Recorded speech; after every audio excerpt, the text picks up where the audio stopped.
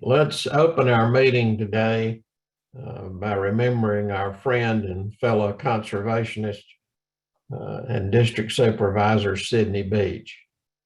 Sidney passed away on February the 4th of this year, and he had served as a district supervisor for 18 years within the Attaway district. When he passed away, he was serving as our Group 1 GACD Vice President. Let's pause for a moment of silence in honor of Sidney's life and remembrance of his service, and the invocation will follow. Let's bow our heads.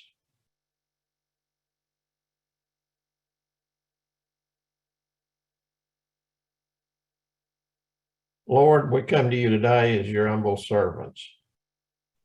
We remember the life of our friend Sidney Beach, giving you thanks for his life and his walking among us. We ask that you give comfort and peace to his family and friends as they continue to mourn his loss. As we go about the business of conservation here today, we ask for your guidance in our thoughts, the words spoken and decisions made, and pray that all we do honors you. Thank you for this wonderful world you've given us, and be with us in all that we do to be good stewards of this natural world. We pray for our country and those who serve it unselfishly. We ask your comfort on those suffering from the recent natural disasters and from the virus that has swept our nation. Be with us as we remember that tragic day of September the 11th, 2001. Protect us from evil and guide us in all that we do. These things we humbly ask in the name of the Father, the Son, and the Holy Spirit. Amen. Now I'd turn the meeting, I guess, over to Mark Masters, our president of GACD. Good morning, everybody. Thank you, Roger. Appreciate that, and it's good to see a few familiar faces. Good to see a bunch more familiar names, and certainly we wish we were in person. And we were certainly heading that direction, but you know, given the situation, we appreciate everybody adapting and being able to join us virtually this morning. It's you know, not ideal, but still looking forward to a good meeting and some good conversation later. So I'm seeing a lot of our partners on the Zoom and in the participant list, and just really appreciate that. Wanted to just call out a couple of folks. We met Roger on our GACD board, and I think also saw Woody Snell. He is immediate past president of GACD. See him on as well. So glad Woody's with us. We've also got from our executive board at GACD, Vicki Consiglio, who is also on the commission board. So Vicki, thank you for your service, and appreciate you being with us this morning. See a lot of partners on. Terrance Rudolph, our state conservationist within our CS, and I see Mitch Attaway from the commission. Mitch, thank you for being here, and Robert as well, representing the commission. I see our Ag Commissioner, Gary Black. I see Gary, but it looks like still connecting to some audio. So we're going to turn to him in just a minute. And let's see. Katie, I was looking for Senator Harper. He was going to be on. Has the senator joined us as of yet? Mark, I'm here. Okay, great. Good morning. Yeah, I saw that 229. Thought it was you, but wasn't sure. Didn't quite recognize the number. But yeah, well, I know you're on the road, Senator, but appreciate you joining us. You're more welcome to say a few words at this time. Hey, Mark, thank you. I am on the road this morning. I couldn't join y'all by Zoom, but I appreciate you letting me pop in and this morning and visit with you again. I just want to take an opportunity to say hello. I'm Tyler Harper. I chair the Senate Committee on Natural Resources and the Environment, and also a member of the Ag Committee. But just wanted to say thank you for the partnerships that we've had working together. I know with Mark and GACD, as well as Katie and the entire team, and I know Woody. I heard Mark, you said Woody is on and Vicky are on. I appreciate the work we've been able to do together over the years. I look forward to the continued work that we're doing going forward. I know you mentioned Mitch Attaway's on with the commission. I think we've got a great team, and I think we've been able to do a lot of great things for our state. I know last week, Mark, it was good to have you at the joint committee meeting, and I think you laid it out very well in regards to the state of our state, especially in regards to the water wars and where we are as a state in our conservation efforts and working in that direction and making sure that we're protecting, at the end of the day, protecting what God has given us to protect. And I think that's what our role is and what we have to do together in a joint effort. And we have had a few wins, as you talked about last week, Mark, over the last couple of weeks and couple of months in regards to the water wars. But we've got to continue to work together. But a lot of the reason we've had a lot of those wins is because of a lot of work that all of you have done in your individual districts. And it all goes back to the local level and the work that you're doing there and helping us ensure that we're continuing to move our state in the right direction and helping conserve these our resources. I just appreciate what you do in your individual districts for conservation. I appreciate what you do in teaming up with us on the state level and continuing to move our state forward. And I look forward to our continue to work together as the chairman of the committee as we address the issues that are important in our state. And if I can ever be of assistance, feel free to reach out anytime. And if you don't have my contact information, you can get it from any of the folks, Mark or Woody or Katie or any of those guys. But thank y'all for what you do. I appreciate all of you, including our federal partners. I know you mentioned Terrance is on here. So thank y'all. Appreciate y'all. If I can help in any way, let us know. God bless you. I hope y'all have a great meeting this morning. Look forward to seeing all y'all in person soon.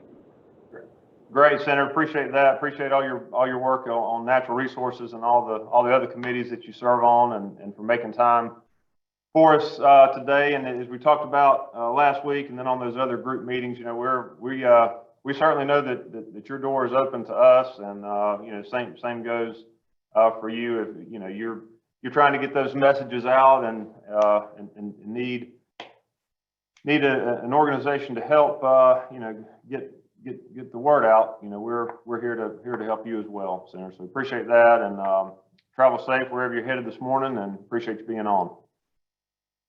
So while we're going down the list, I see our Ag Commissioner Gary Black is with us. Good morning, Commissioner. Update from our Department of Ag. Hey, good morning, Mark. Good to see everybody this morning. And Charles Lancaster, you're dead in the middle of my screen, so Lydia says hello. Good to see you this morning. And then just everybody has I don't know how we even get allocated in our screen segments anywhere, but Roger and Tracy, y'all are on top on my left too. It's good to see you. Thank you for all y'all are doing. We're and everyone else. It's first of all, Mark, and to the rest of your leadership, let me apologize for I kind of goofed up. I goofed up last week on one of them, and it just didn't work out to get with you. But I hopefully we'll be able to match up with the rest of these. I'm glad we can continue to get together this week this way, and hope we can get back more face to face as things move forward. I hope you and your families are healthy. I hope that it's still an interesting thing that we're all dealing with for sure. But I'm glad that your diligence, your willingness to stay focused on your mission is really important. I have two updates for you. I guess three today. Today is we've got today's not an Atlanta day, but it's a full day. But I'll start with this. I do have a fair shirt on, and number one, for everybody that might be thinking about what's going on in Perry, the Georgia National Fair is alive and well and open, and we're really excited about this year's edition. I think people are ready to come. We are still working through a number of details with respect to exactly what the Georgia Grown building is going to look like. We will be, baby barn will be open. The baby barn will be, Lord willing, be birthing, bringing new life into the world every day or several times a day. But it's still I guess one of the major decisions between now and October is the whole handling of indoor, closed spaces and just how to manage it. We're real good at running the baby barn. We're real good at hopefully educating people who don't know about agriculture to try to bring them, ease them over to our side a little bit, which is what a lot of you do too. We're not real good at being people's nurse or police.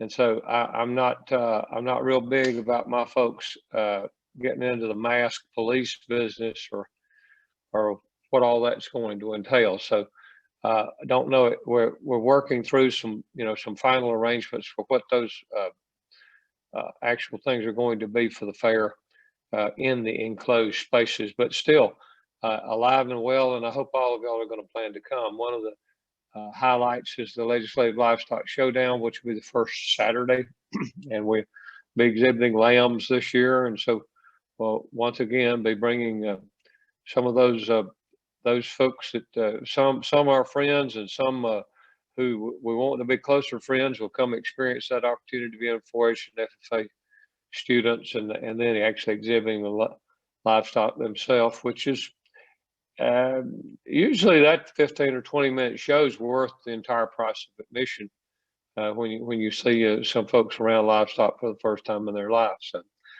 that is all good. The second thing, Mark, I'd love to bring up that we've talked with a couple of your other groups about. I think many of you would agree. I can tell you personally, for about 5 or 6 years in our office, the most popular topic in our area is what are we going to do to expand protein processing or small to medium-sized processing operations in Georgia. It's not necessarily what we're going to do as a state, but for to promote it, but for to try to, many times I in my office, I wind up being like the old-timey telephone operators, just trying to put prospect and locate those kind of things together.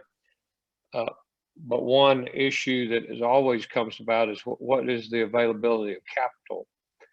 Now, banks are open for business, rates are still good, and that's all. These are still viable projects, but in order to help that along, we have done something with the help of the legislature. We had $7.8 million of forestry cleanup money that was left over from what the state gave to help recover from Hurricane Michael. That language specifically held that money in the Georgia Development Authority, which I chair by statute, and there may be some of you who actually have a loan with us at GDA, but that is a great organization, a great tool, great financial institution.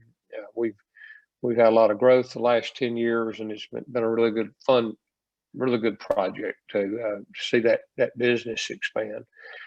But that 7.8 was strictly for forestry, so we were able to change some language in the last minutes of the legislature and during the conference committee on the budget, because some good things do happen at the last minute, and so you have to use those things to your advantage.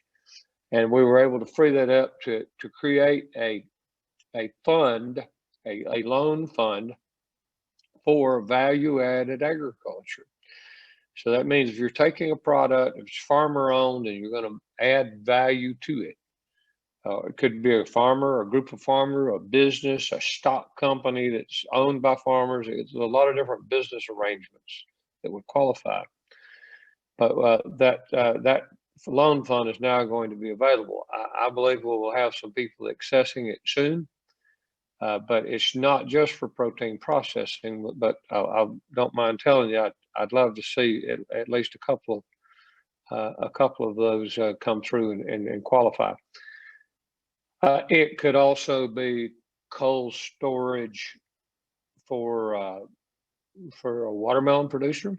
It could be someone in suburban or in a setting that says, you know, I've been making my own jams. I've been making jams and jellies in a shared kitchen.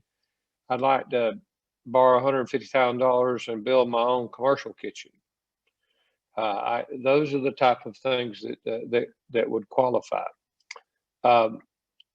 Here's the rundown on it too. These loans would be at prime rate, so doesn't get hardly any better than that.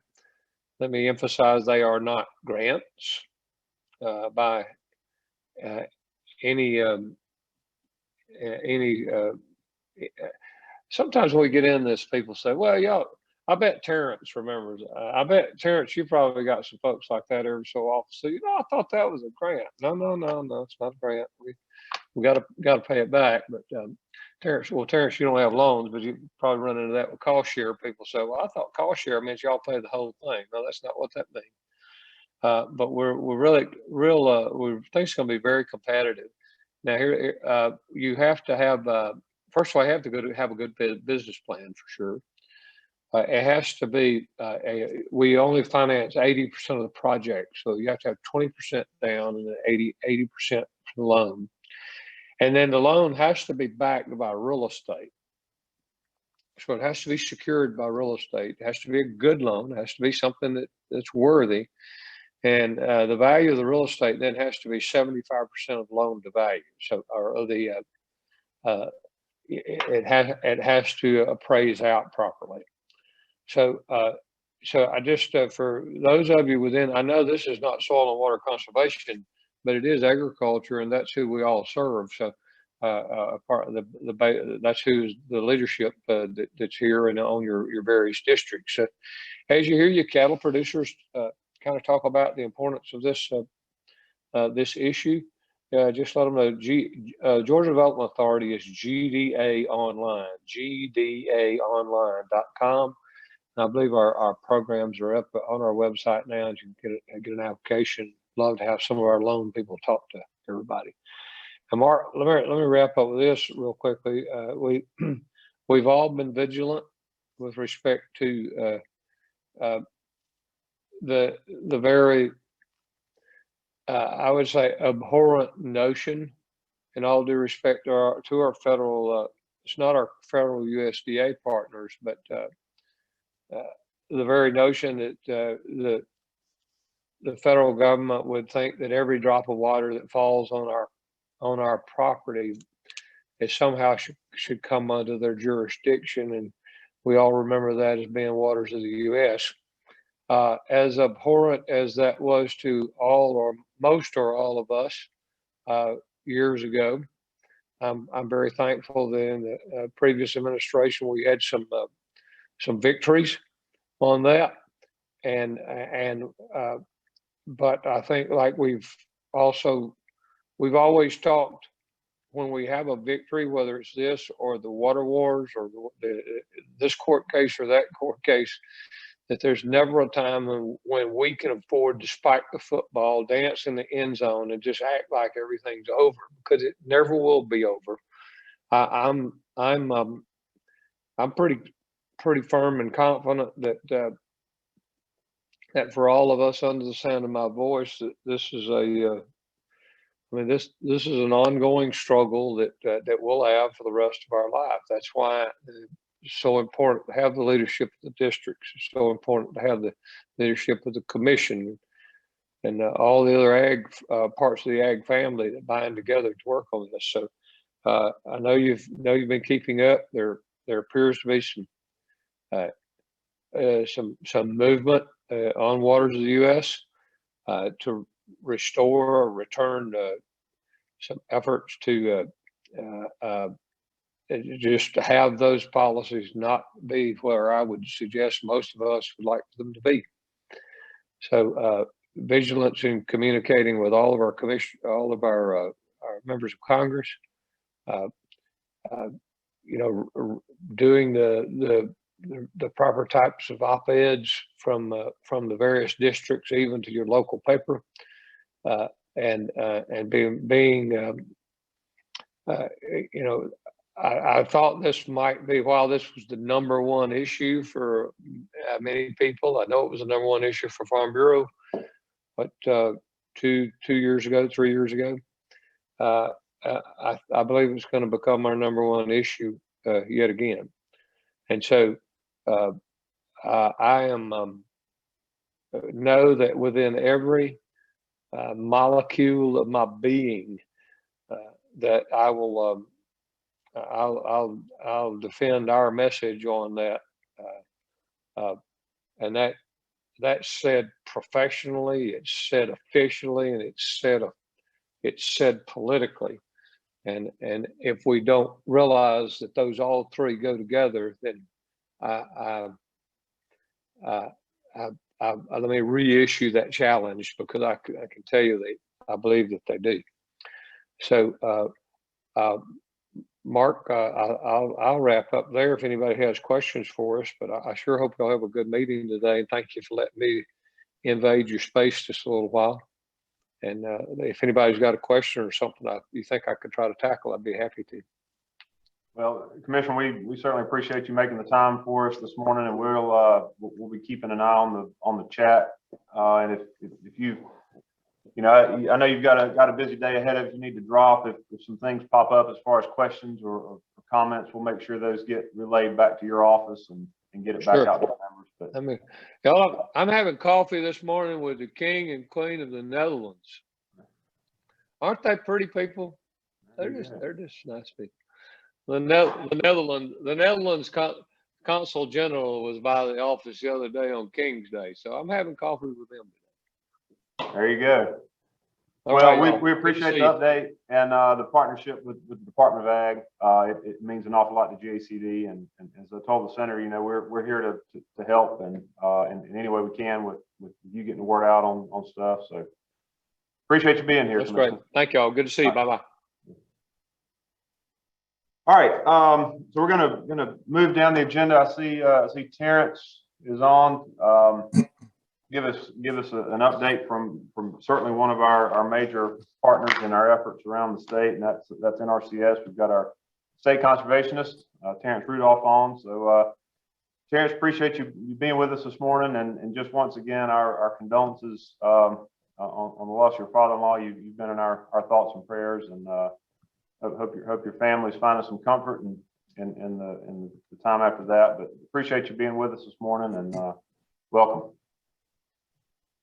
All right, thank you, Mark. Thanks for having me. Can you hear me?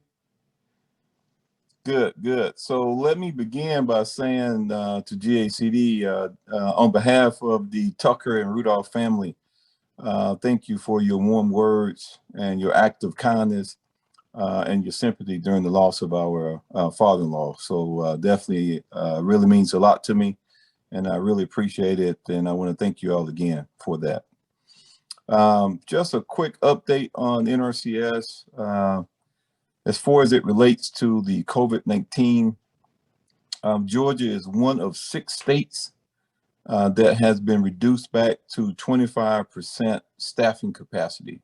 We were operating at greater than 75% throughout all of our service centers, but due to the high rise of cases in Georgia, along with 5 other states, we are definitely in the red if you look at the map. So we are now going back to 25% occupancy in all of our service centers.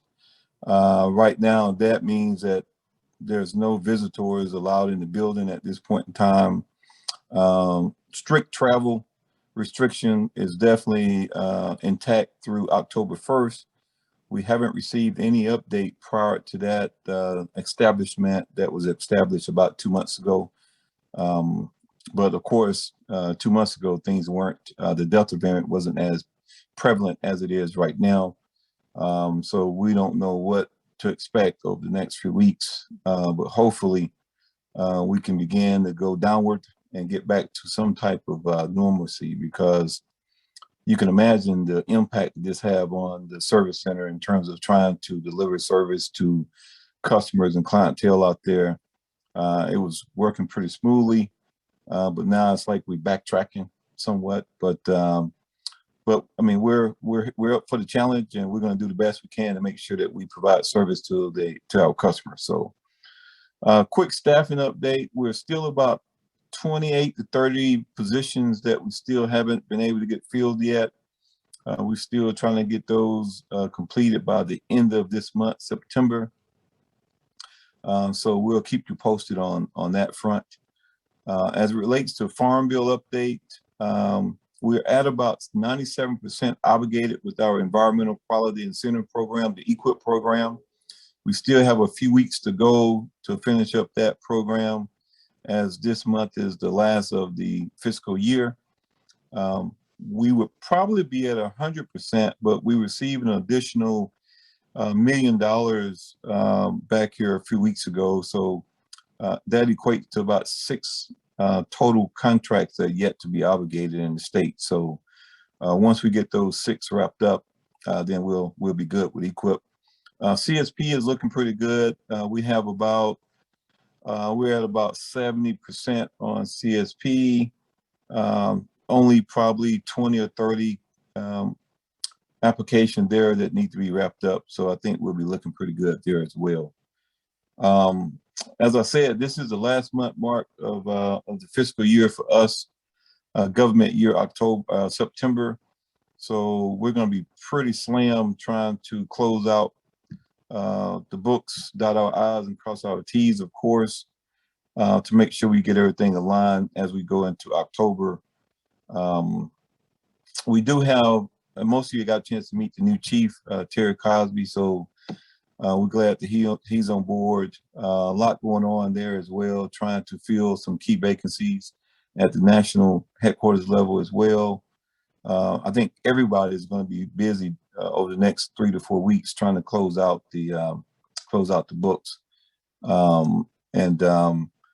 As we get more information, Mark, as it relates to COVID-19 and staffing and things of that nature, we'll definitely keep you all posted. But I mean, we're still functioning as usual. We're still trying to conduct business the best we can under these circumstances. If you ask the field, I mean, they would rather be in the office every day or out in the field every day, trying to make sure they take care of the farmers. So we definitely applaud them, and we also applaud you all for your partnership helping us out with servicing our customers as well. So with that, Mark, glad to be back. Again, thanks for the warm words and your sympathy during the difficult time. Family is doing a lot better. There's sort of like a roller coaster. I mean, there's up and down moments. Sort of my first experience really as an adult, I guess, going through these type tragedies, but I know it's a part of life. And with time and, prayers, you kind of get through it. So again, Mark, appreciate it. Look forward to the time that we can get a chance to sit across the table, the room from each other again. But I know it's coming in due time. So appreciate everyone, and glad to see you. Thank you. Well, listen, Terrance, thank you for making the time, and for you and the NRCS team. Valued partnership. I know Terrance was on as well, and y'all are fantastic resources for us, and we look to be the same for you guys. And so appreciate that, and for the updates. Again, if y'all got particular questions or comments for NRCS, drop those in the chat. We're monitoring that, and we can circle back. But in the meantime, we've also got Candice Abinati with us. She is our NACD Southeast rep from the National Association of Conservation Districts, and she's going to share a few minutes about some things going on at the national level and how they impact us down here in Georgia and the Southeast. So Candice, welcome. Thank you, Mark. Yeah, well, as Mark said, first, good morning, Group 1. I'm Candice Abinati. I'm NACD Southeast Region Representative, and I serve the 11 states and territories of NACD's Southeast region. We have 7, so that also includes Georgia. And big thank you to GACD for your support of NACD and for inviting me to be a part of this meeting this morning. I've been really enjoying these group meetings, so thank you so much for including me. I'll kick off just with a little bit about NACD for folks that may be unfamiliar with us. We promote the wise and responsible use of natural resources for all lands by representing locally led conservation districts and their associations through grassroots advocacy, education, and partnerships. And we were founded in 1946, which means that this year is our 75th anniversary. So we had a lovely celebration in Chicago, and I wanted to share my screen here and give thanks to John Redding. You can see John here in the picture, and big thank you to John for serving as a past president of NACD. He was NACD's past president in 2008 and 2009, and he continues to be engaged in NACD as treasurer of the National Conservation Foundation, which is our sister organization. I'll stop sharing there. But yeah, just a little bit more. We serve as the unified national voice for the nearly 3,000 conservation districts across the US. And we work to secure adequate federal funding for natural resources conservation programs on Capitol Hill and beyond. And we have a member-driven board of directors that selects conservation policy priorities that are then used to develop and review environmental and natural resources legislation at the federal level. And we are very, very grateful to Georgia's board members. I want to give credit there to Danny Hogan as the NACD board member for Georgia, and Mark Masters as the NACD alternate board member for their service and engagement in NACD. And then, because he's on the call, I wanted to thank Woody Snell also for his past service on NACD's board. So thank you, Mark, and Danny, and Woody, for all that you do for us. And in addition to our advocacy work at NACD, we do a lot of communication. So if you are not already signed up for our publications, I encourage you to visit us online and do so. We have a number of different publications. We do a weekly publication called eResource that comes out every Tuesday afternoon, which provides a great news roundup. And we also have a quarterly publication called The Resource, which provides some more in-depth journalism and stories there. And then from time to time, we come out with special reports. And then we also have a blog, which we frequently update. And you can also follow us online at our various social media accounts. So lots of good different ways to kind of stay tuned with what we're doing and what conservation districts across the country are doing. We really love to capture good success stories and examples from around the country for districts to be able to learn from and follow and to just highlight all the great work that districts are doing. I wanted to spend a little bit of time this morning talking about a couple of opportunities. We have something that Mark knows well that we've been promoting for some months now. One of the things that we do at NACD is to develop conservation leaders through opportunities. And these could be opportunities like serving on our board or our committees. We also have resource policy groups that some folks are on, and then different opportunities like attending events. And but the one that I wanted to share with you this morning is called the Next Generation Leadership Institute. It is something that is organized by that sister organization that I had shared, our National Conservation Foundation.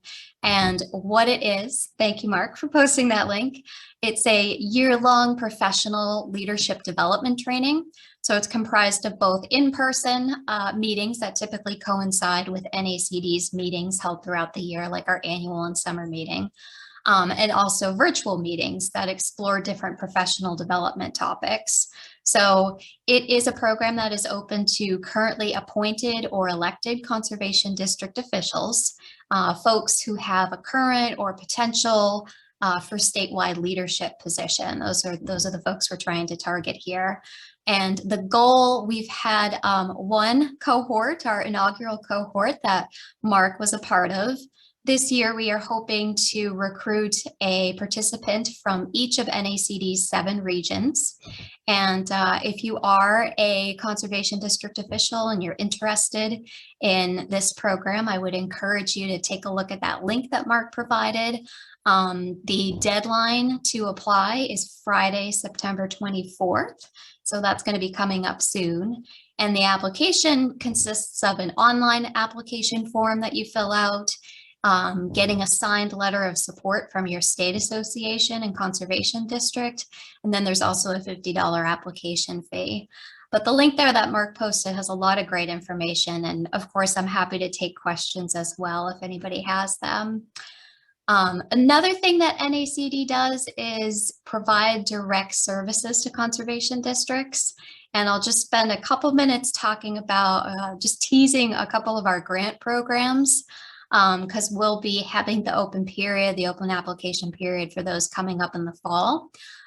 So one is a fairly new grant program. We've been able to offer 2 rounds of it so far, and that's the Friends of NACD District Grants Program.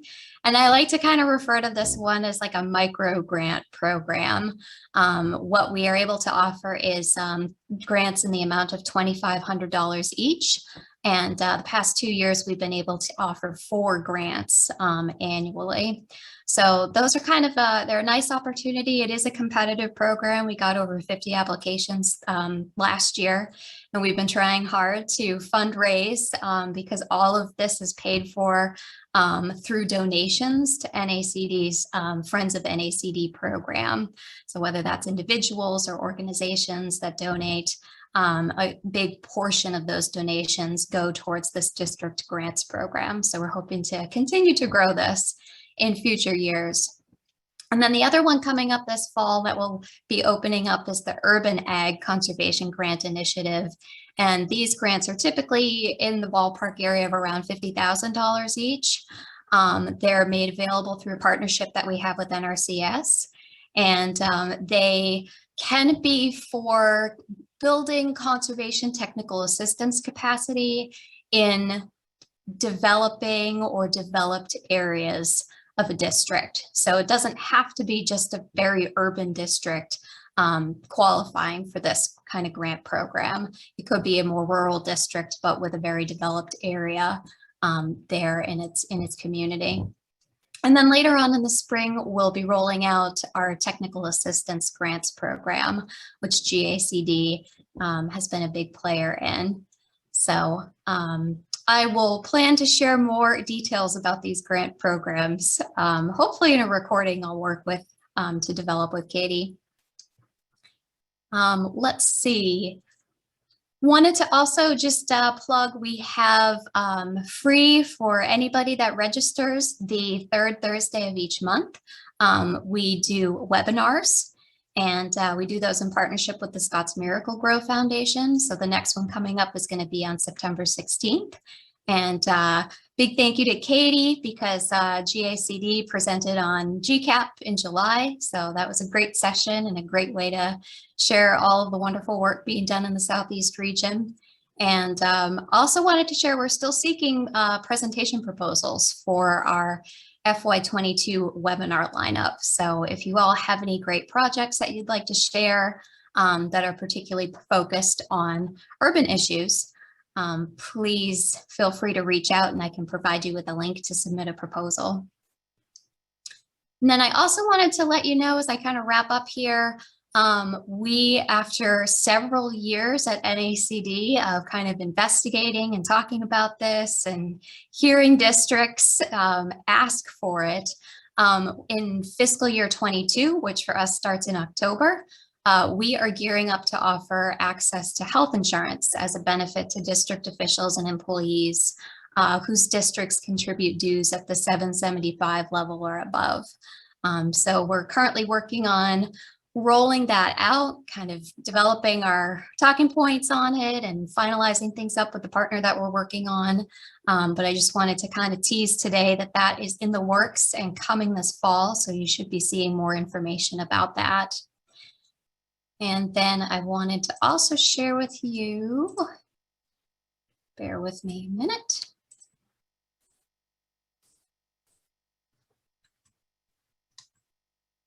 There we go. Wanted to share with you some upcoming events that we have going on, or I should say kind of in the region, starting off with November 8th through 12th. 8th through 11th, I'm sorry, is the Southeast Conservation District Employees Association Annual Conference. We also have coming up in February of 2022, NACD's annual meeting in Orlando, Florida. We have our 67th annual Stewardship Week. The theme is going to be Healthy Soil, Healthy Life. And that will be held April 22nd through May 1st. And I haven't checked it all today, but we should be posting those new soil educational materials pretty soon to help support outreach on that theme. And then we are also pleased to announce that in July of 2022, we have planned the NACD summer meeting and then the Southeast region meeting, both of which will be held back to back and taking place in San Juan, Puerto Rico. So we hope you'll consider joining us for those events. And I'll share my contact details here. I want to thank you again to all of Georgia's districts and also the more than half that have paid dues to NACD. We really appreciate it, especially as we're finishing up our fiscal year. And my contact details are up here on the slide. And if I can be of any service connecting you to NACD resources, if you have questions or need somebody to bounce ideas off of, please don't hesitate to be in touch with me. And I'm happy to help. So thank you all so much for your attention this morning. And Mark, I will turn it back to you. Great, Candice, thank you. Appreciate the update from NACD, and I'll go ahead and just give one more plug for those NACD dues. Very much like GACD at the state level, we're membership based, and we've got near 100% of our districts paying GACD dues. And as Candice said, about half doing NACD dues. But the national organization gives us just that much bigger megaphone to amplify our voice of conservation. It's well worth it in terms of the dues. And if you're looking at it just from a cost benefit standpoint, Candice relayed a number of the ways that money gets back to our state in the form of programs and opportunities, and Katie's going to talk more about some of those grant programs and all later as well. So we're in the last month of fiscal year for membership dues for NACD. So if your district hasn't done it, let me just encourage you to strongly consider paying your membership to NACD. So looking at the time, I'm gonna call a bit of an audible here on the agenda. We've got a special guest with us, Dr. Elizabeth Booth from EPD, and I'd texted Mitch, and he was good with swapping things on the agenda. Liz, I know you're on a real tight schedule this morning. I appreciate you making time with us to chat about the nutrient issues in the Coosa and North Georgia in general. But Dr. Booth is the program manager for the watershed planning and monitoring, and I've been fortunate to work with her for a number of years on water planning stuff around the state, and she knows more about water quality issues than probably anybody else in our state. So Dr. Booth, thank you for making time for GCD this morning, and the floor is yours. Thank you, Mark. Just so people know exactly what my program does, my program is responsible for setting the water quality standards for the state. We've got folks that go out and monitor all of the waters, the lakes, the streams, the rivers and estuaries. I have one person that does the assessment every 2 years to determine whether we're meeting water quality standards. And when we don't meet water quality standards, we have to do that evil 4-letter word, total maximum daily loads, or TMDLs. I came into EPD in 2000 when we were in the midst of the lawsuit with regard to TMDLs. And one of the first things I had to do was set the water quality standards for Lake Allatoona. So I'm very familiar with what's going on in the upper Coosa Basin. So I'm going to share my screen and we'll get started.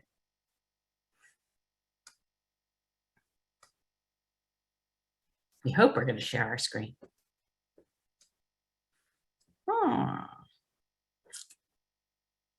There we go. All right, so we're going to talk about Lake Allatoona and the Coosa River and basically the nutrient issues that we're dealing with in the Coosa River Basin.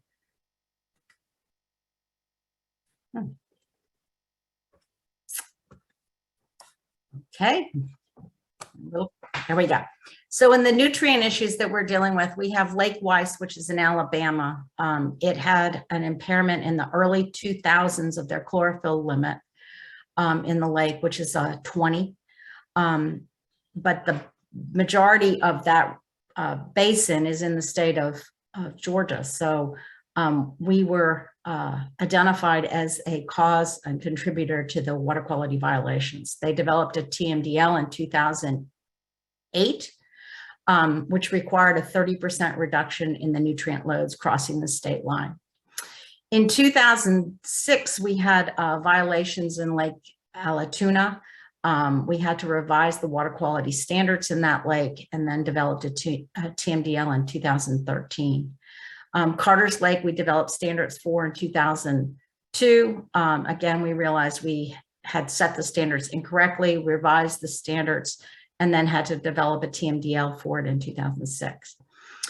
In the early 2000s, basically back in 2000, we had water quality violations of dissolved oxygen at the state line coming out of Georgia going into Florida. And during the development of that TMDL, when it was finalized, the comments we received was that DL may not be due to biological oxygen demanding substances, but may actually be due to algae and the heat load that was coming across due to a power plant that was in operation at the time. So when we developed TMDLs, we reduced pollutants by two means. We reduced them by reducing the point source loads in the NPDES permit and the permit limits that are given to it. And those are known as waste load allocations. And we also reduce the loads from non-point source with partnerships and grants that are issued. Now, those are not regulatory, so it's really a voluntary program. We have partners with you all, NRCS, and the regional commissions and agricultural agencies to help farmers and other stakeholders come up with nutrient reductions. We issue 319 grants where people can get funding, and then there's funding from NRCS and other state funding that allows that to happen. So Lake Weiss, again, had a DO violation at the state line. The state line is literally in the state of Alabama. As you can see over here, this is the state line between Georgia and Alabama, and there was a water quality monitoring station run by USGS that showed that there were violations of DO. So we had to develop a TMDL in 2002 that was finalized in 2003. We couldn't meet the water quality standards at the state line. So we looked at what was going on at Highway 100, which is downstream of a major paper plant and a power plant that were in operation on the Coosa, and said that we had to have reductions and maintain the loads that were going into the river at the time that we were developing the TMDL. Again, that TMDL required that there be a 30% reduction in the phosphorus loads going across the state line. And they said that the growing season median concentration of chlorophyll coming across on the Coosa River had to be at 60 micrograms per liter. You can see we've had a major reduction. In 2011, we started implementing point source load reductions. So we started seeing these big reductions in the phosphorus load, and we are close to meeting the required phosphorus load at the state line. On the Chattooga River, which is the other river that flows into Weiss Lake, we have not done so well. Again, there's a major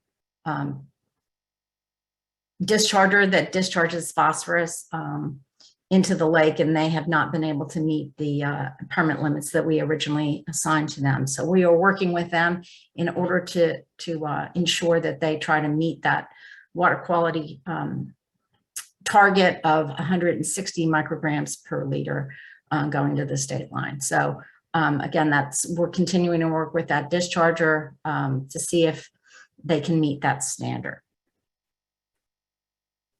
So some modeling work has been done by the paper plant that discharges into the lake to look at are we meeting the chlorophyll limits? So we looked at various scenarios. We looked at the non-point source reductions to see what was going on. Again, it was a 30% reduction that was required. So we have a scenario where we look at everybody discharging as they are right now. And then we add a 30% reduction here in scenario 2 of the non-point source. And we see, yeah, it went down about 4.5 micrograms per liter of chlorophyll in Lake Weiss. So that was good news. So the non-point source reductions is important, and we need to continue to work on that. And then we started looking at what were the reductions if we reduced at the paper mill of their phosphorus load, and then what happens if we reduced at a major municipal plant and left the paper plant at their phosphorus load. And we realized, hey, we're not meeting it quite yet. But if we put everybody together with both the municipal plant at their permit limit reduction, and we put the paper plant at their permit limit reduction, we do meet the chlorophyll limit in Lake Weiss. So we're continuing to work with those dischargers to ensure that they meet it. The municipal plant, Cartersville, has been issued a permit, and they are in the process of developing it and should be meeting it in 2022. And then we are working with the paper plant with the new load that they're going to have to reduce. So what's happening with the DO? So Plant Hammond has basically shut down. So the heat load that was going into the lake has been reduced. And again, we were in violations back in this period in the early 2000s. But currently we are very close to meeting the chlorophyll limit. The DO limit at the state line, which is good news. And the question is it due to the algae, or is it due to the heat load, or is it due to the organic load going into it? And I think it's a little of both, of all three of those things. So the good news is the DO at the state line has improved as we've issued these NPDES permits with their nutrient loads. We've also seen other reductions in the non-point source loads. So we are meeting, it looks like we are meeting the DO limit of a daily average of 5, not less than 4 at the state line. So if we go further back up into the watershed, again, in 2000, I developed the water quality standards for Allatoona, and this is the Allatoona watershed and the land use. And you can see the outskirts of the suburbs of Atlanta here. We have some agricultural areas in the northern part of the state, and then we have some forested areas. Those water quality standards were violated pretty much as soon as we developed them, and we realized that we had to change the standards so that it wasn't just a not to exceed standard, but it was a not to exceed more than once in a 5-year period. So here is what the water quality data, the chlorophyll data looks like from Allatoona. And again, we had high levels initially, and we saw violations.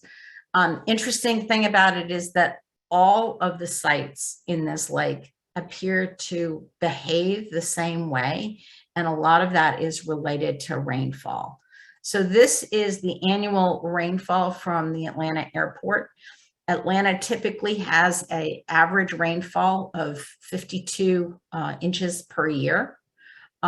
So we saw in the early 2000s, we had a drought period where we had some high chlorophyll levels related to lots of sunlight coming in and nutrient loads that were being released from the bottom of the lake.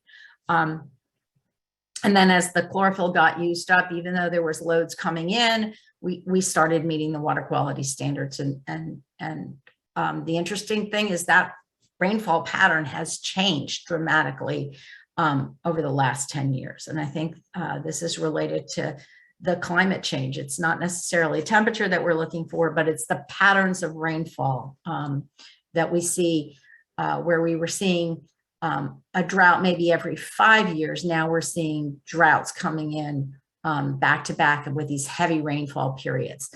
And when you have heavy rainfall, that means you have a heavy non-point source load. So keep in mind that the average rainfall in the Atlanta area is about 52 inches a year. So we've had over the last 10 years, at least half of them have exceeded that rainfall level.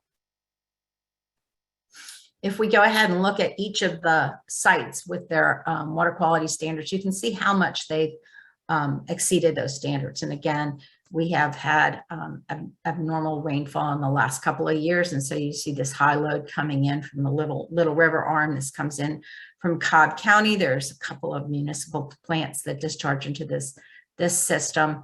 And this system has had some problems in the past. It has a large sediment load at the bottom of the lake, which does release nutrients back into the lake under certain conditions in the summertime.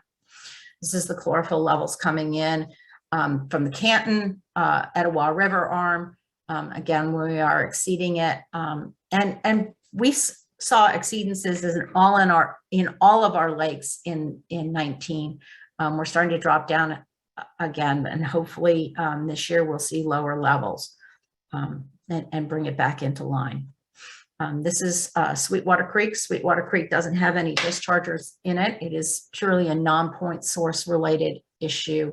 Again, as the non-point source loads come in, they settle at the bottom of the lake, nutrients get released, those nutrients get used up, and then the chlorophyll starts to return to normal. So this is good news here. And then here is the mid-lake and dam pool area where, again, we have violations that have happened. So we have basically listings of all the lakes in Allatoona. So we need to continue to work with the non-point source in order to reduce those non-point sources coming in to Lake Allatoona.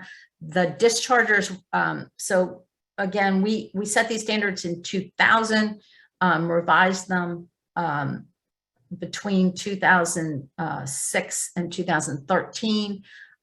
We're working with the integrators, the chicken integrators, met with them and talked about the loads that were coming in and the fact that they needed to reduce the loads from the farmland, from those integrators.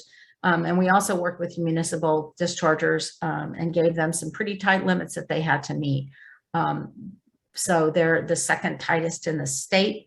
And so, you know, we need to just continue working on the non-point source, because I think we've seen that abnormally high rainfall that seems to be maybe the cause of what's going on. This is the Carter's watershed.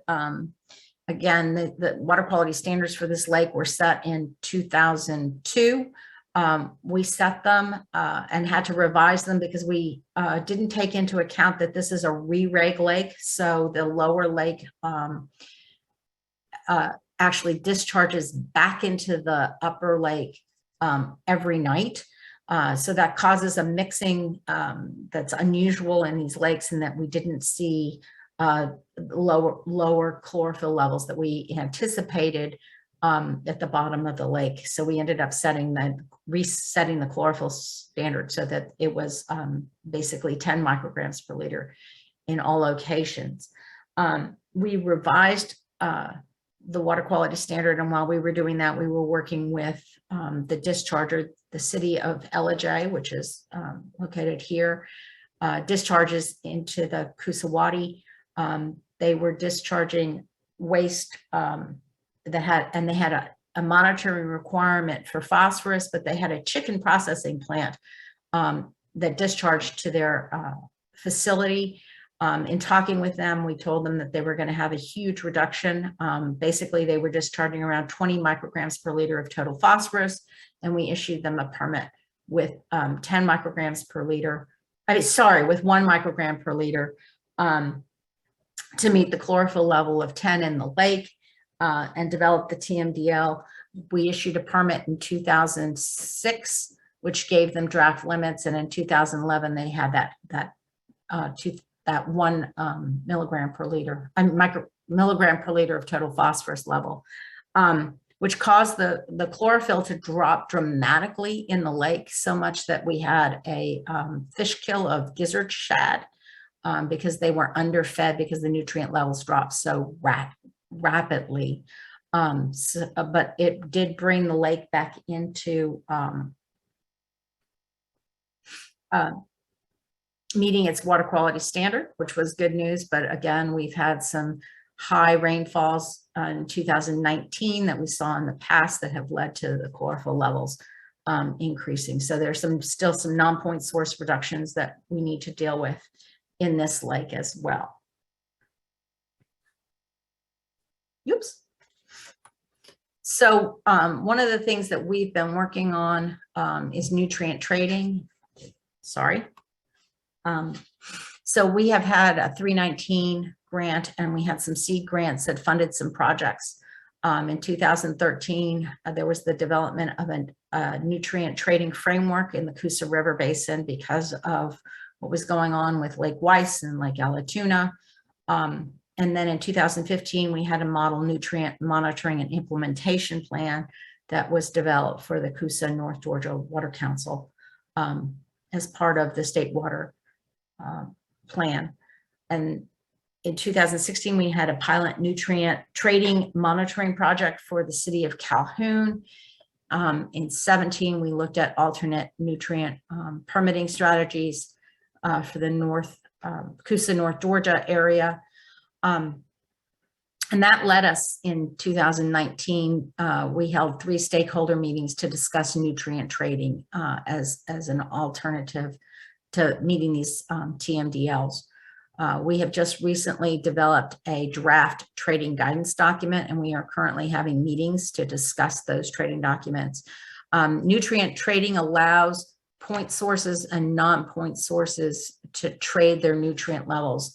Point sources may be given really restrictive permit limits that they can't meet cost effectively, and so that they would trade with a non-point source partner who can put in best management practices to reduce those nutrient loads, and then the NPDES permit would recognize those credits. So this is something that we're looking forward to in the future as we have to continue to reduce these nutrient loads going into these lakes so that we can meet the water quality standard. And I will take any questions. Great, Dr. Booth, thank you.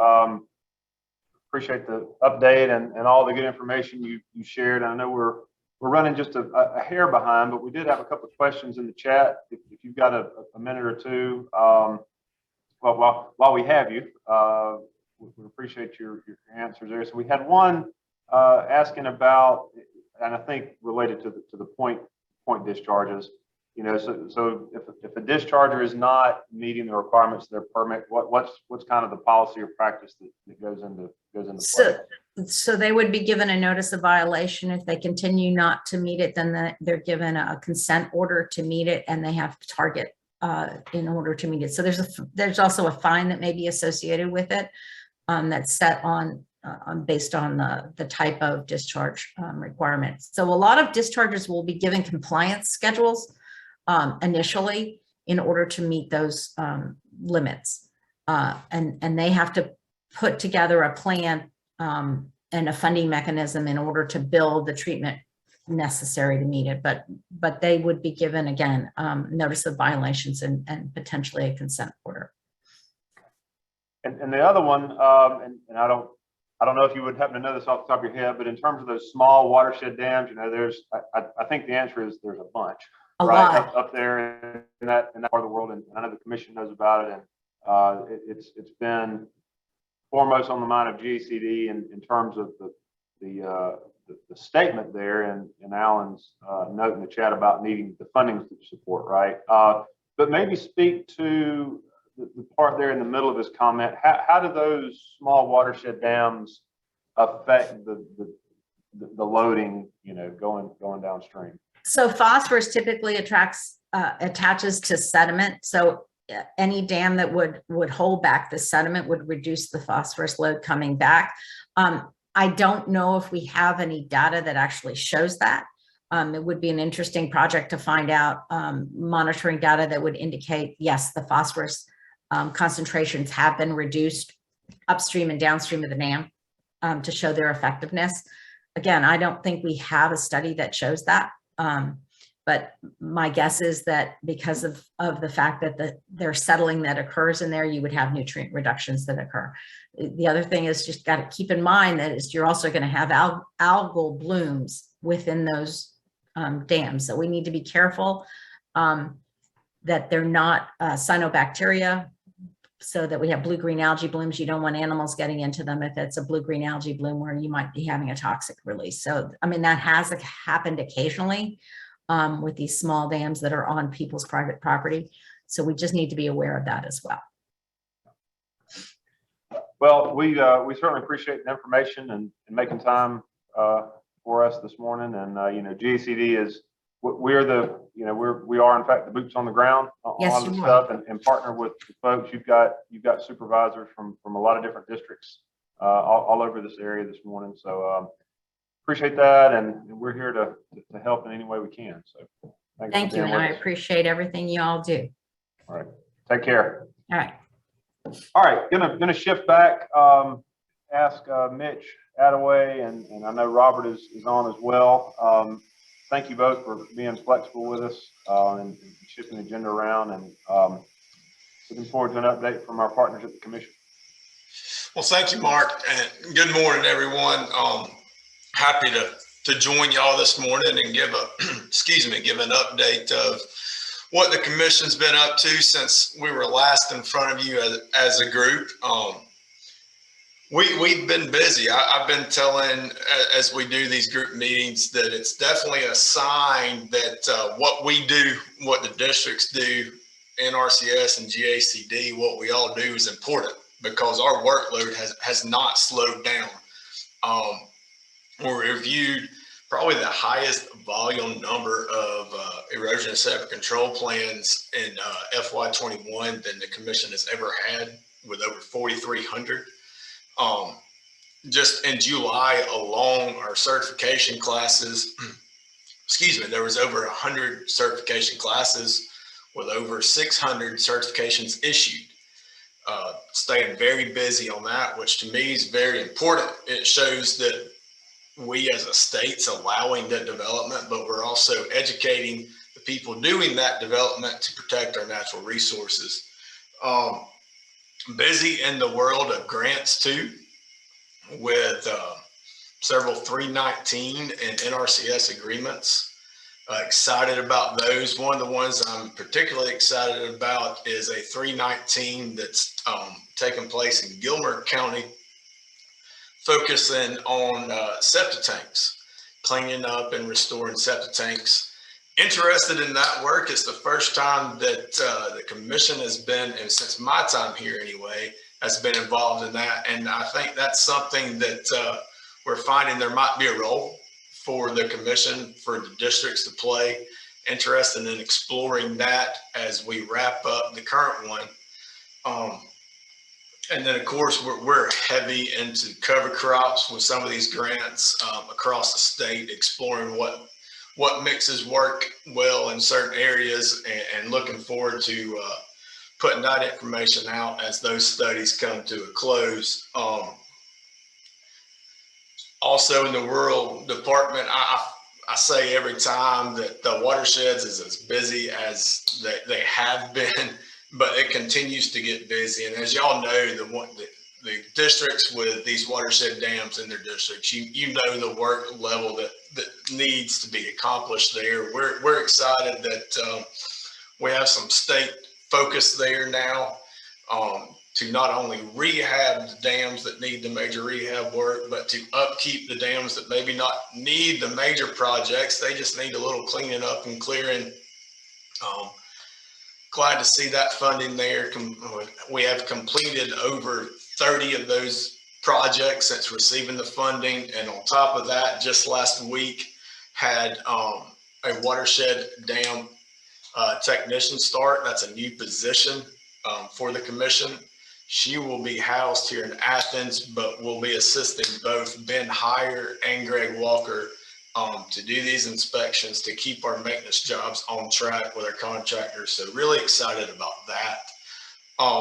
And speaking of new positions, I know in the last week or 10 days that I've sent out 2 different correspondences to all supervisors. And I want to take a minute just to discuss one of the latest ones that we sent out about the positions through an agreement that we were fortunate enough to receive with the partners at NRCS.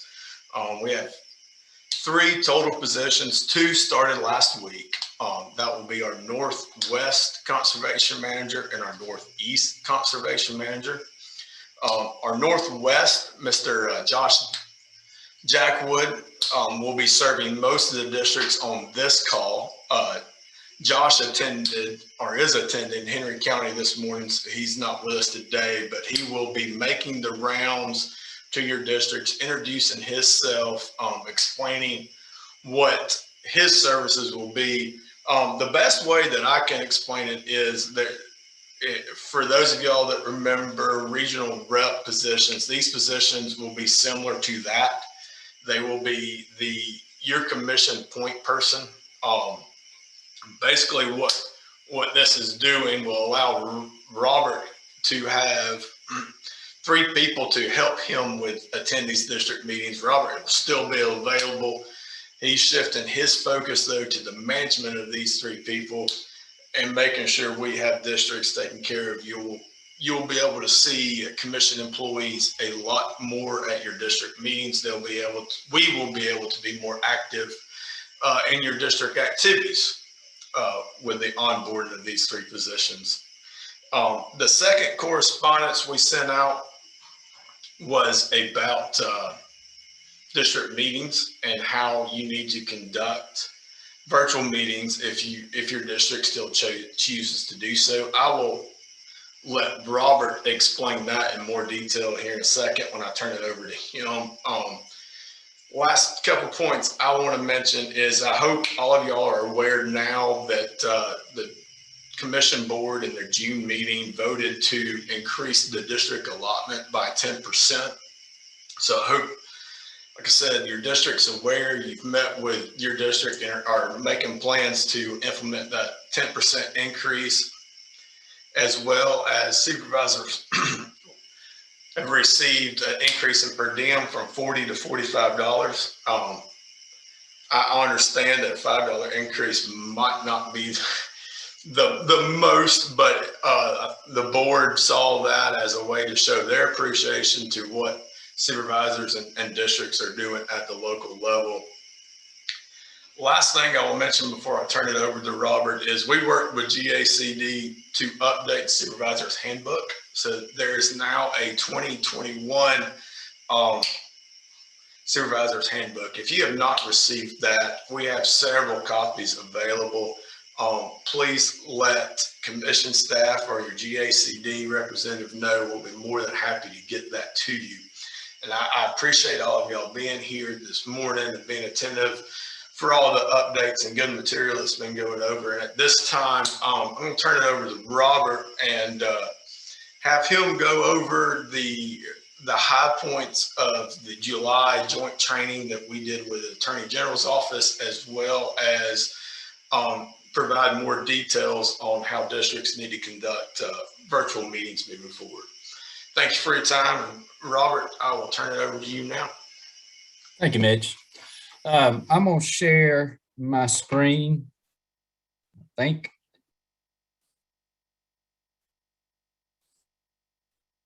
All righty.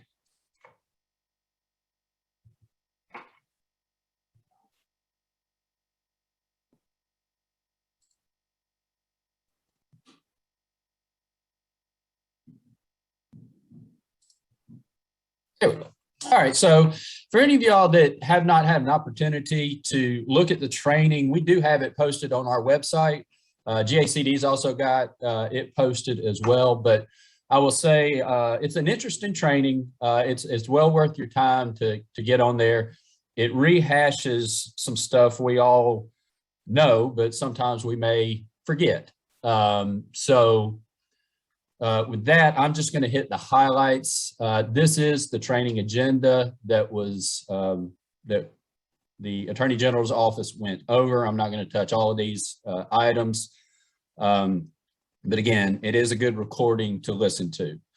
So in your official capacity as a district supervisor, we go over this occasionally. Thankfully, we don't have to use it that often. But should we ever have to, there is code in Georgia law that where district supervisors, you being state officials, you are represented by the Attorney General's office.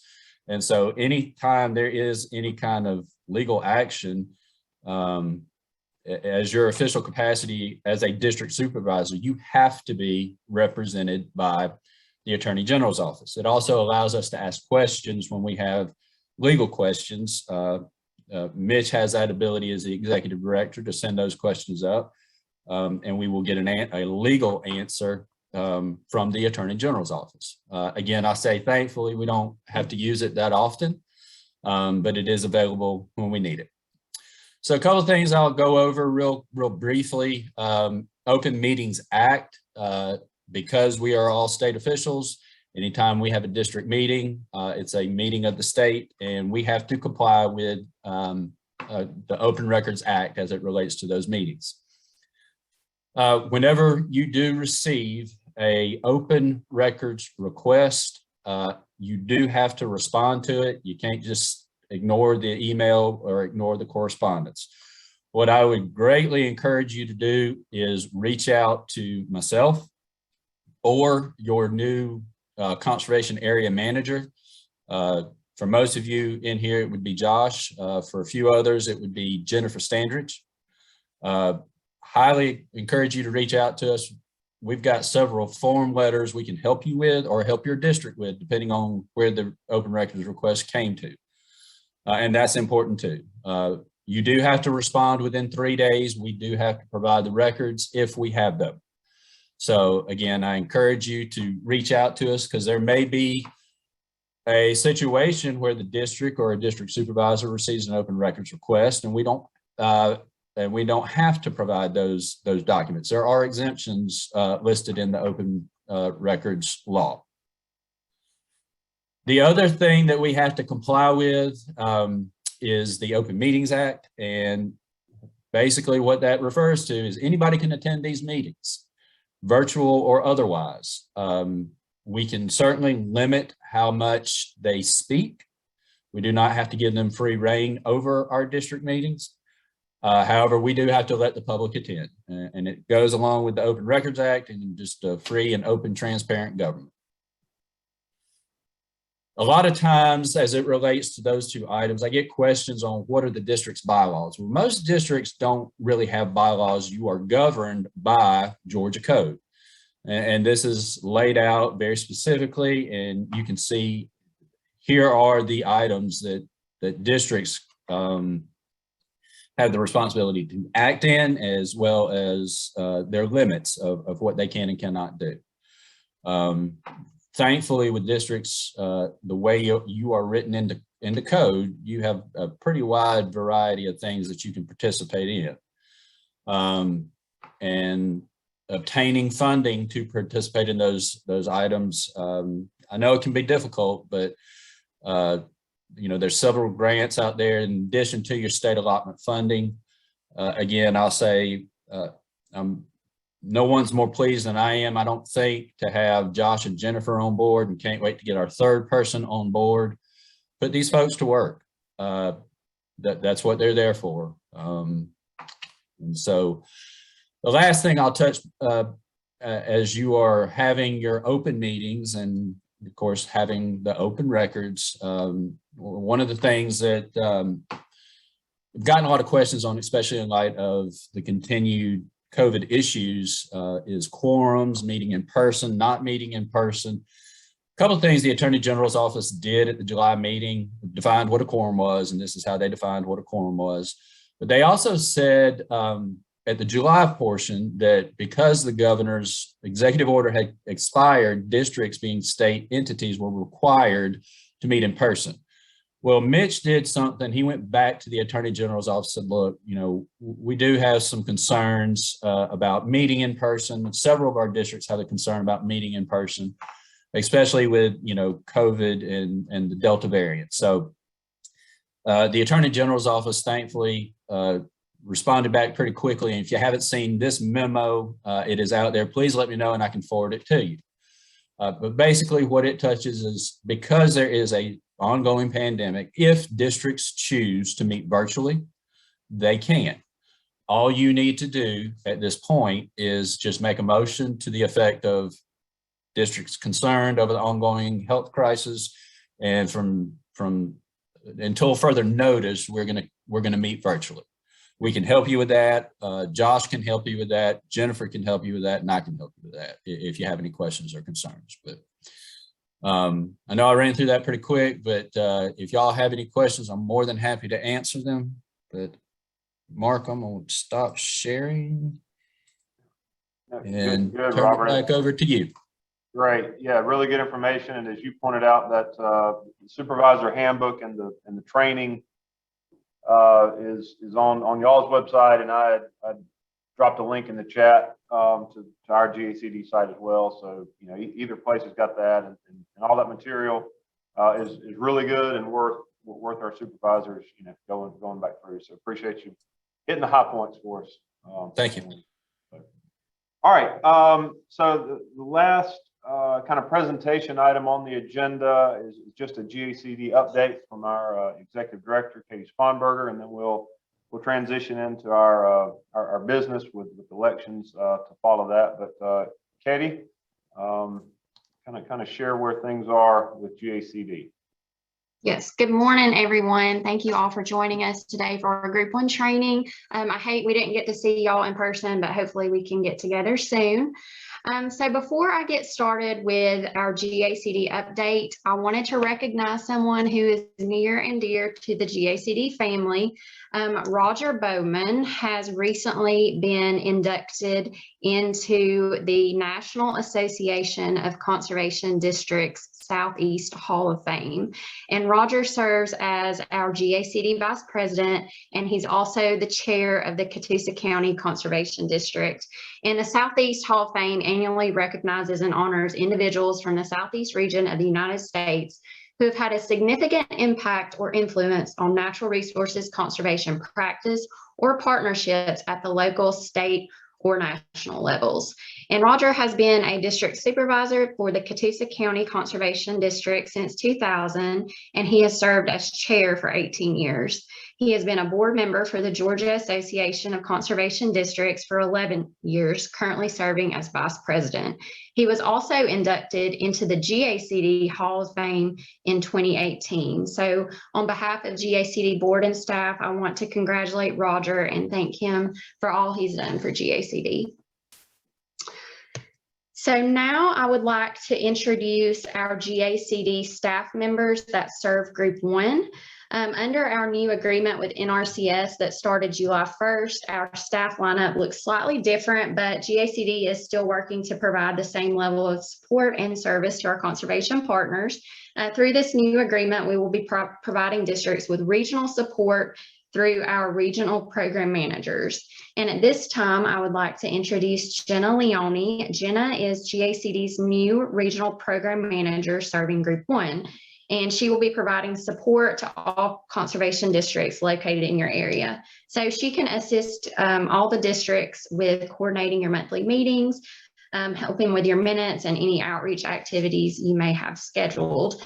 I'm sure all of y'all have probably already spoken or met Jenna, but I have included her email here on the screen for you if you have questions for her or if you need assistance. And next, I would like to introduce GACD staff that works on a statewide level, serving all of the conservation districts in Georgia. So I'm Katie Sponberger. I'm the executive director of GACD, and I work with staff to manage the daily operations of the association.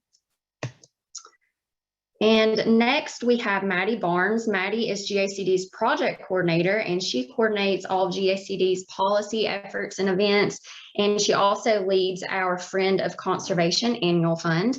And in addition, she assists with the execution of various statewide GACD programs. And this is Irony Payne. Irony is GACD's pollinator coordinator, and she leads the execution of our pollinator garden and habitat initiative.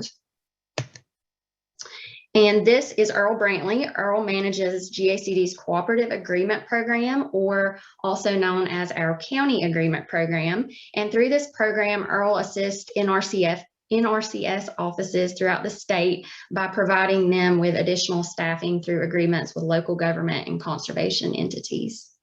So if y'all ever have any questions, please reach out to any of our GACD staff members, and we will always be happy to assist, and we look forward to continue serving you all. So at this time, I would like to discuss some different GACD programs that districts in Group 1 are involved in. And today I'll be discussing our Georgia Conservation Assistance Program, Feral Swine Control and Outreach, and our Pollinator Initiative. And GACD does have additional programs available in other areas of the state, and we do have more information on those on our website.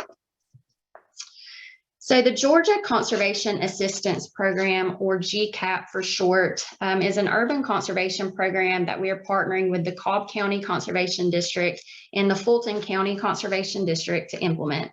And through this program, we provide full funding for the installation of best management practices that are designed to control stormwater on residential properties. And it's important to control this stormwater runoff because it carries pollutants into our local waterways. So as you can see from the pictures on your screen, the properties we are seeking to improve all have significant issues with stormwater runoff, flooding, and erosion after rainfall. So the practices that are being installed absorb or redirect the flow of stormwater after a rain event. And the practices that we are installing include rain gardens and dry wells. And we have partnered with Trees Atlanta, who is a nonprofit group out of Atlanta, to perform the installations for this project. And in our first round of funding, GACD and the 2 conservation districts have awarded around $50,000 to improve stormwater control on 15 residential properties. And we have recently begun our second round of funding, and we look forward to improving additional sites. Now I will talk about our feral swine control efforts. And feral swine are a serious threat to Georgia's natural resources and agricultural crops. And one of the ways GACD is working to assist with this issue is by providing funding to conservation districts across the state so they can purchase trapping equipment and start a feral swine control program locally. So right now, there are 12 conservation districts statewide that are operating their own feral swine control program. I mean, you can see from the map here on your screen, the areas in pink show the districts who are currently operating a program. And districts are covering a substantial area of the state and are showing a great impact with their control efforts. And our feral swine control program is led by Tom Mims, and Tom is a district supervisor for the Briar Creek Conservation District located up in the Augusta area. And he is also the chair of GACD's Feral Swine Committee. And we are so thankful for Tom's work and his leadership in this program. And we currently have 2 conservation districts operating control programs in Group 1, and those are Talladega and Coosa River. So thank you for your efforts in reducing feral swine locally. And so far this year, through July, conservation districts statewide have eliminated over 6,000 hogs and saved property owners almost $2 million from damage to their property and agricultural crops. And we share this data every month via email and also on our GACD Facebook page. So if you want to be included on that, just let us know, or you can check our Facebook for those details. And in addition to our control efforts, GACD partners with the University of Georgia, the Georgia Department of Agriculture, the Georgia Department of Natural Resources, and the USDA to conduct feral swine control outreach throughout the state. And these workshops are free for attendees, and participants learn about all aspects of hog biology, transportation issues, regulations, and there is a live trapping demonstration. And we generally partner with conservation districts, host these workshops, and we were excited to work with the Talladega Conservation District last year to host a very successful workshop in Griffin. We have had to slow down our outreach efforts a bit due to COVID, but we look forward to ramping these workshops back up soon. And now I will be discussing Group 1's involvement in GACD's pollinator initiative. And GACD and the conservation districts in Group 1 have partnered to install 17 pollinator gardens at schools and community centers. Through this initiative, GACD has provided districts with raised bed kits, soil, seeds, and signage to implement this project. These pollinator gardens serve as a learning opportunity for students and adults to learn about pollinators' role in agricultural production through educational lessons we have also provided. And GACD and conservation districts in Group 1 have partnered to perform site preparation for 5 larger pollinator habitat sites in this area. So for the habitats, we are using a smothering technique to prep the soil, and GACD has provided the conservation districts with the black plastic, and then they actually installed this past spring on their site. And this plastic stays in place for a full year, and next spring the district will go in, remove the plastic, and plant the pollinator seeds. And our Group 1 districts that have installed pollinator habitats are DeKalb County Conservation District, Gwinnett County Conservation District, Cobb County Conservation District, Pine Mountain Conservation District, and West Georgia Conservation District. So thank you all for your participation. GACD is also working with the Georgia Department of Transportation to install additional pollinator habitats and educational exhibits at welcome centers located on the interstate corridors leading into the state. These welcome centers have a lot of foot traffic and will provide a great learning opportunity to promote our state's pollinators. And in addition, our pollinator coordinator, Irony Payne, is working with monarchs across Georgia to host some free workshops for teachers. And these workshops will help teachers implement pollinator education into their agriculture curriculum in their classroom. And our Group 1 workshop is scheduled for October 23rd in Calhoun. And if you are interested or have any questions at all about your district's participation with GACD's pollinator initiative, you can contact Irony Payne, and her email is listed there for you on the screen. And if you're interested or your district is interested in providing support directly to these programs that you just heard about, we invite you to become a friend of conservation, and all donations through GACD's Friend of Conservation program will provide additional support to our programs and training events. We do have more information on our website, or you can ask a staff member for those details.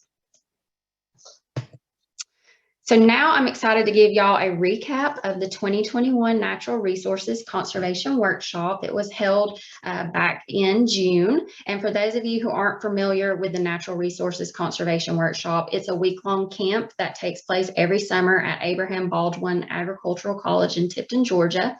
And this year was the workshop's 60th year. High school students from across Georgia have the opportunity to learn about the importance of natural resources, and they also get to participate in field trips where they participate in outdoor activities such as skeet shooting, archery, fishing, and they also learn about career paths they can take in the natural resources field. In addition, students have the opportunity to receive valuable college scholarships provided by many of our partner agencies. And GACD is very involved with the workshop, and one of our staff members in South Georgia, Michelle Boone, she serves as the workshop director, and GACD also assists students with registration for the event. And every year, conservation districts are always really excited to be involved with this workshop. One of the ways that districts support the workshop is they sponsor the registration fees of all students that attend. So this year, Group 1 sent a total of 23 students to the workshop. DeKalb County sent 7 students, Fulton County 2 students, Gwinnett County 2 students, Lamar County, 3 students, Limestone Valley, 2 students, Pine Mountain, 2 students, Talladega, 2 students, and West Georgia sent 3 students. So thank you to all the districts for providing this important learning opportunity to your local students. And in addition, many conservation districts also provide local scholarships to students at camp. And the Fulton County Conservation District provided a $500 scholarship this year that was awarded to Amon Hadley of Fulton County. And Talladega Conservation District provided a $600 scholarship to Aaron Wiggins of Monroe County. And the West Georgia Conservation District provided a $1,000 scholarship to Riley Ibbotson of Haralson County, Georgia. So congratulations to all the district's local scholarship recipients. And GACD also partners with districts statewide to offer a $6,500 scholarship to the highest scoring individual student at camp. And since the workshop was canceled last year, we were able to offer 2 of those scholarships at camp this year. And both recipients were from Group 1. So congratulations to Mallory Martin of Carroll County and Luca Antonazzi of DeKalb County. And these $6,500 scholarships can be used at any college in the state of Georgia. And both Mallory and Luca were very excited and very thankful and grateful to receive this honor. And GACD board and staff would like to thank the following conservation districts in Group 1 for your contributions towards the scholarship through an extra donation in your GACD dues every year. And those districts are Coosa County Conservation District, Clayton County, Cobb County, Coosa River, DeKalb County, Fulton County, Gwinnett County, Henry County, Lamar County, Limestone Valley, and Pine Mountain. So thank y'all, and we appreciate all that y'all do to support the workshop. And several weeks ago, GACD board and staff and the board and staff of the Georgia Soil and Water Conservation Commission were able to have a meet and greet on campus at ABAC during the Natural Resources Conservation Workshop. So all the board members were really excited to get together and see the camp in action and meet participating students. So thank you to all that attended. And lastly, here's our contact information. If you have questions, you can always call or email us, or if you have a question, you can drop it in the chat box now and we'll answer that for you. All right, yeah, Katie, thanks. I know you covered a lot of that in a hurry, but truly, it's quite impressive all the stuff that's going on, not just at GACD, but in particular Group 1. There's a lot of fantastic work on conservation and conservation education in the districts that y'all represent, and we certainly appreciate all that you're doing locally. And as we pointed out a couple of times before, we as GACD kind of stand ready to help amplify that message and support y'all in any way we can. So yeah, I'd asked Katie before to put that picture back up. It was really good to be able to meet jointly with the commission board and have a few hours down there in Tifton, kind of surrounded by the next generation leaders, right, in conservation, and talk about how we can jointly serve you all as conservation districts. And then really excited about not just that meeting, but some follow-up conversations we've had, and figuring out how best to support the districts moving forward. So Katie, thanks for the update and all the work that you and your team do at the GCD level to support the districts. So with that, we're running just a few minutes behind, but pretty close on schedule. But we've got one more item on the agenda, and that is election of the Group 1 Vice President and Group 1 alternate for the board. And so for all of our district supervisors, I ask you all to go ahead and find the mute button there on Zoom. We'll be asking you to come off mute and vote or make nominations or whatever in just a second. So go ahead and do that, and we will start with our Group 1 Vice President position. And at this time, the floor is officially open for nominations. I'd like to nominate Wes Fogel from Limestone Valley for the position of Group 1, I guess it's Vice Chair, Vice President, all right. President. We have a nomination for Wes Fogel. Are there other nominations for Group 1 Vice President?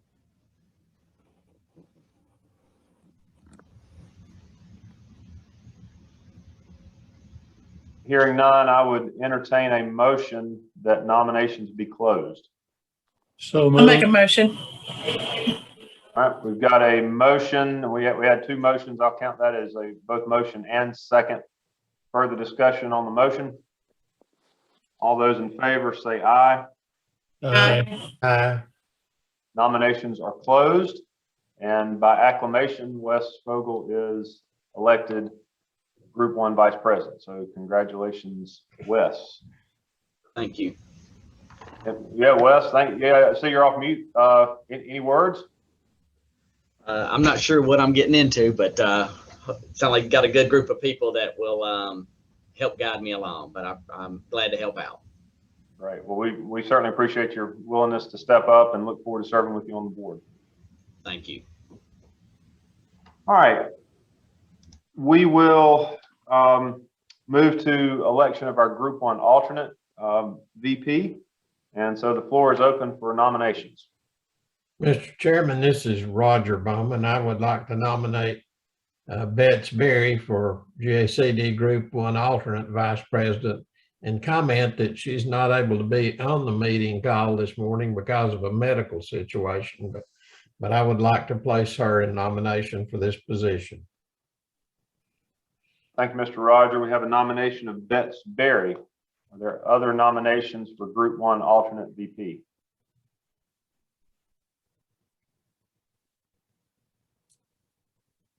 Hearing none, I'd entertain a motion that nominations be closed. Motion. Second. We have both motion and second. Further discussion? All those in favor say aye. Aye.